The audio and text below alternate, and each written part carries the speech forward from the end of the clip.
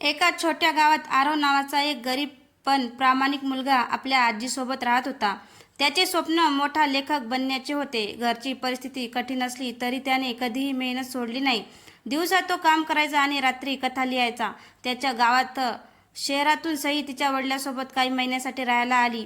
सईचे वडील विक्रम हे श्रीमंत आणि प्रतिष्ठित उद्योगपती होते. पहिल्या दिवशी बसस्थानकावर सईची वही खाली पडली. आरवने ती उचलून तिला दिली. त्या छोट्याशा भेटीतून दोघांची ओळख झाली. पुढील काही दिवसात दोघांची मैत्री घट्ट झाली. आरव तिला गावातील नदी, डोंगर, जुनं वाचनालय आणि मंदिर दाखवू लागला. सईला आरवचा साधेपणा आणि प्रामाणिकपणा आवडू लागला. हळूहळू ही मैत्री प्रेमात बदलली. एक दिवस विक्रमला त्या दोघांच्या नात्याबद्दल समजले. त्यांनी सईला आरवपासून दूर राहण्याचा इशारा दिला. त्याचवेळी आरवच्या आजीची तब्येत खूप बिघडली. उपचारासाठी पैशाची गरज होती. त्यामुळे आरवने शहरात जाऊन काम करण्याचा निर्णय घेतला. गाव सोडण्यापूर्वी त्याने सईसाठी एक पत्र लिहिले. त्या पत्रात त्याने तिच्यावरील प्रेम आणि परत येण्याचे वचन लिहिलेले होते. पण ते पत्र सईपर्यंत कधीच पोहोचले नाही. आरव शहरात गेला. सुरुवातीला त्याला खूप संघर्ष करावा लागला. तो पुस्तकाच्या दुकानात काम करू लागला आणि रात्री कथा लिहू लागला. काही महिन्यांनी त्याच्या कथा एका मासिकात प्रकाशित होऊ लागल्या. लोक त्याच्या लेखाचे कौतुक करू लागले. दुसरीकडे सईचे शिक्षण पूर्ण झाले. विक्रमने तिचे लग्न एका श्रीमंत घरातील मुलाशी ठरवले. सईने स्पष्ट नकार दिला, पण तिचे कोणी ऐकले नाही. एके दिवस शहरात पुस्तक प्रदर्शन भरले. आरवला लेखक म्हणून निमंत्रण आले. योगायोगाने सईही तिथे आली. अनेक महिन्यानंतर दोघे समोरासमोर उभे राहिले. सईच्या डोळ्यात अश्रू होते. एकदाही मागे वळून का पाहिलं नाहीस, ती विचारली. आरव शांतपणे म्हणाला, मी मागे वळलो होतो, पण तू दिसलीच नाहीस. दोघांनाही समजले की त्याच्या आयुष्यातील सर्वात मोठा अडथळा गैरसमज होता. तेवढ्यात विक्रम तेथे आले. त्यांनी आरवचा अपमान केला आणि सांगितले की त्याने सईपासून कायमचे दूर राहावे. आरवने शांतपणे उत्तर दिले, प्रेम श्रीमंती पाहून होत नाही. त्या रात्री आरवला एक मोठ्या प्रकाशकाचा फोन आला. त्याची कादंबरी प्रकाशित होणार होती. पण दुसऱ्या दिवशी वर्तमानपत्रात सईच्या लग्नाची बातमी आली. सईची मैत्रीण नेहाने गुपचूप आरवला भेटून सांगितले की सई आजही त्याच्यावर प्रेम करते आणि तिचे लग्न तिच्या इच्छेविरुद्ध ठरत आहे. आरव आणि सई रात्री नदी किनारी भेटले. मी तुला कधीच विसरले नाही. आणि सई म्हणाली. आरव तिचा हात हातात घेत म्हणाला, यावेळी मी तुला एकटं सोडणार नाही. दोघांनी एकत्र आयुष्य जगण्याची शपथ घेतली. पण दूर उभ्या असलेल्या एका व्यक्तीने त्याच्या भेटीचा व्हिडिओ काढला आणि दुसऱ्या दिवशी तो विक्रमकडे पोहोचवला. विक्रम संतापाने त्याने आरवला धमकी दिली, उद्या सकाळपर्यंत हे शहर सोड, नाहीतर तुझं आयुष्य उद्ध्वस्त करीन. लग्नाचा दिवस उजाडला. मंडप सजला होता. मंगलाष्टका सुरू झाले. सईच्या डोळ्यातून अश्रू वाहत होते. अचानक मंडपाबाहेरून मोठा आवाज आला, हे लग्न थांबवा. सगळ्यांनी मागे वळून पाहिले. दरवाजात आरव उभा होता. त्याच्या हातात ते हरवलेले पत्र होते. तो म्हणाला, हे पत्र मी अनेक वर्षापूर्वी सईसाठी लिहिलं होतं. ते तिच्यापर्यंत कधीच पोहोचलं नाही. त्याने पत्र वाचायला सुरुवात केली. सई, माझ्याकडे पैसा नाही, मोठं घर नाही, पण माझ्याकडे तुझ्यावरचं खरं प्रेम आहे. मी परत येईन. जर तू माझी वाट पाहिली तर आयुष्यभर तुझी साथ सोडणार नाही. संपूर्ण मंडप शांत झाला. विक्रमने प्रथम विरोध केला, पण सईने पहिल्यांदाच सर्वांसमोर ठामपणे सांगितले, मी माझं आयुष्य माझ्या मनाप्रमाणे जगणार. माझं प्रेम आरववर आहे. त्याच वेळी आरवची प्रकाशित झालेली कादंबरी आणि त्याच्या यशाची बातमी समोर आली. विक्रमला समजलं की माणसाची किंमत पैशाने नव्हे तर स्वभाव, मेहनत आणि प्रामाणिकपणाने ठरते. शेवटी विक्रमने दोघांची माफी मागितली आणि त्याच्या नात्याला होकार दिला. काही महिन्यांनी आरव आणि सईचा साध्या पद्धतीने विवाह झाला. आरव प्रसिद्ध लेखक बनला आणि सईने त्याच्या प्रत्येक स्वप्नात साथ दिली. त्या हरवलेल्या पत्रामुळे त्याचं प्रेम जवळजवळ संपलं होतं, पण त्याच पत्राने शेवटची त्यांना कायमचं एकत्र आणलं. आरव आणि सईच्या लग्नाला 3 वर्ष झाली होती. आरव आता देशातील प्रसिद्ध लेखक झाला होता आणि सई त्याच्या प्रत्येक यशामागची ताकद होती. दोघांचं आयुष्य आनंदात चाललं होतं. एका दिवशी आरवला एक अनोळखी पार्सल आलं. त्यात एक जुना फोटो, एक चावी आणि एक चिठ्ठी होती. चिठ्ठीवर लिहिलं होतं, तुला वाटतं तुझी गोष्ट संपली आहे, पण खरी गोष्ट आता सुरू होते. आरव आणि सई दोघेही हादरले. फोटोमध्ये आरव लहानपणी एका अनोळखी स्त्रीच्या मांडीवर बसलेला दिसत होता, पण आरवला त्या स्त्रीची काहीच आठवण नव्हती. दुसऱ्या दिवशी ते चावीवर लिहिलेल्या पत्त्यावर पोहोचले. तिथे एक जुनं बंद घर होतं. घर उघडल्यावर त्यांना धूळ खात पडलेली एक डायरी सापडली. डायरीच्या पहिल्या पानावर लिहिलं होतं, आरव, तू तर ही डायरी वाचत असशील तर याचा अर्थ मी या जगात नाही. आरवच्या हाताला थरथर सुटली. डायरी त्याच्या आईची होती. त्यात एक धक्कादायक सत्य लिहिलं होतं. आरव ज्यांना आपले आई वडील समजत होता ते त्याचे खरे आई वडील नव्हते.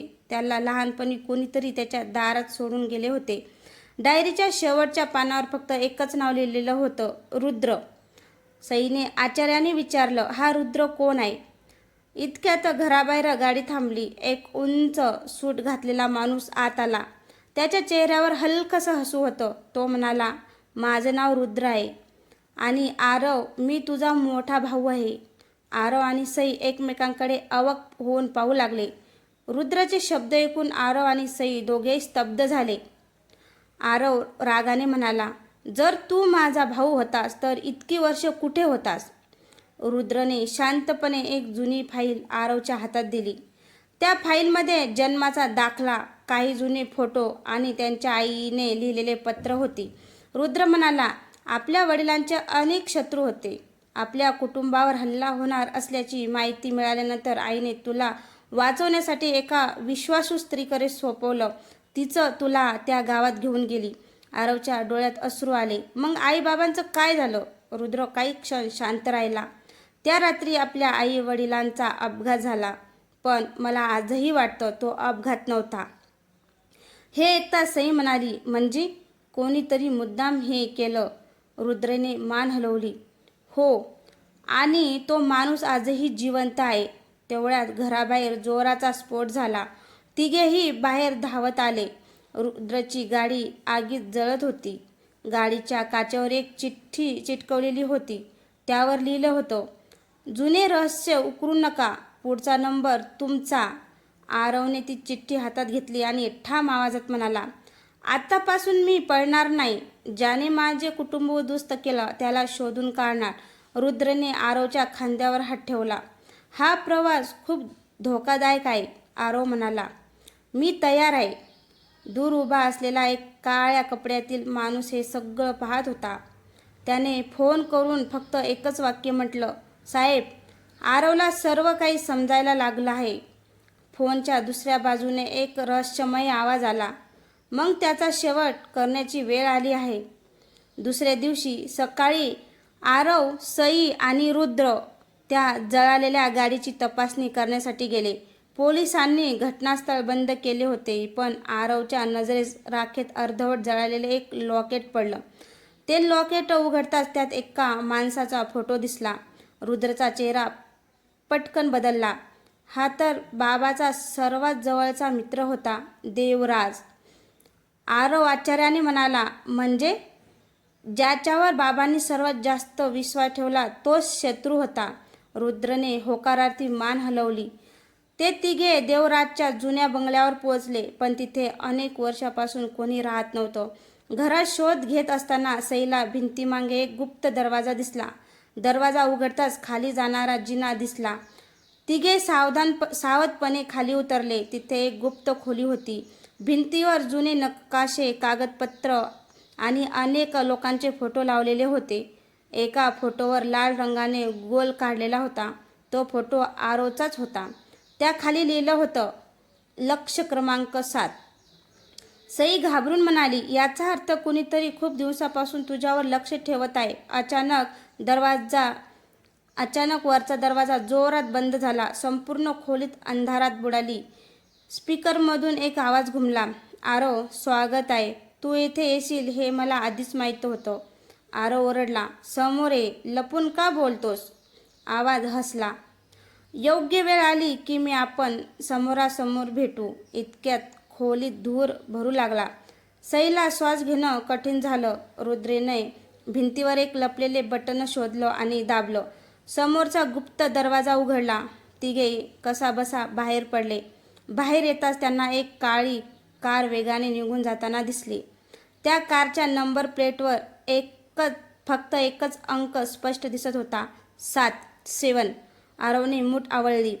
खेळ आता सुरू झाला आहे. यावेळी मी सत्य बाहेर आणल्याशिवाय थांबणार नाही.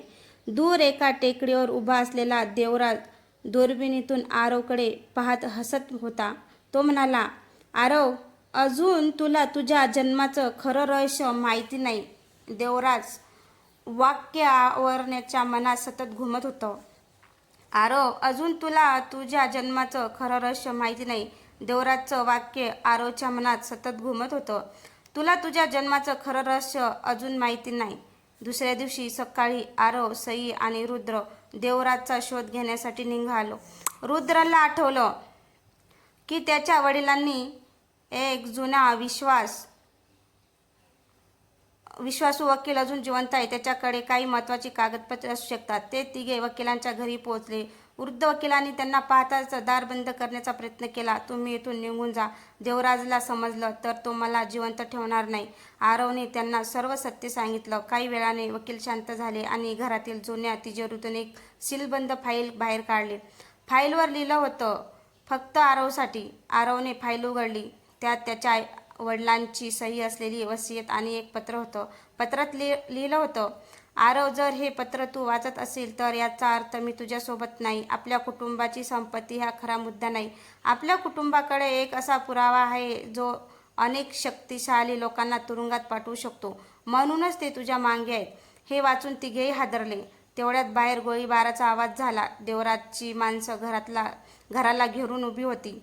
रुद्रने आरव आणि सईला मागच्या दरवाजातून बाहेर जाण्यास सांगितलं. तो स्वतः त्या माणसांना रोखण्यासाठी थांबला. आरव आणि सई जंगलातून पळत सुटले. अचानक सईचा पाय घसरला आणि ती दरीच्या काठावर अटकली. आरवने तिचा हात पकडला. मी तुला काही होऊ देणार नाही. तेवढ्यात मागून गोळी झाडली गेली. गोळी आरवच्या खांद्याला लागली. वेदनांनी तो खाली बसला, पण त्याने सईचा हात सोडला नाही. शेवटच्या क्षणी रुद्र तिथे पोचला आणि दोघांनाही वर ओढून घेतलं. दूरवरून पोलिसांच्या सायरनाचा आवाज येऊ लागला. देवराजची माणसं पळून गेली, पण त्याच वेळी आरवच्या खिशातील फाईल खाली पडली. एक मुखवटा घातलेला माणूस ती फाईल उचलून कारमध्ये बसला आणि क्षणात गायब झाला. आरव निराश होऊन म्हणाला, आपला सर्वात महत्त्वाचा पुरावा गेला. पण रुद्र हलकासा हसला.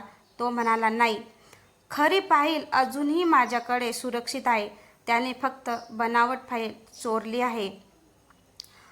आरव आणि सई आश्चर्याने त्याच्याकडे पाहू लागले. रुद्र म्हणाला, आता देवराज स्वतः आपल्या जाळ्यात अडकणार आहे. तर मित्रांनो, शेवटचं पत्र, ही कथा तुम्हाला कशी वाटली? कथा आवडल्यास लाईक, कमेंट, शेअर करायला विसरू नका. तसेच आपल्या चॅनलवर नवीन असेल तर चॅनलला सबस्क्राईब करा, जेणेकरून माझी येणारी प्रत्येक कथा तुमच्यापर्यंत पोहोचू शकेल. धन्यवाद.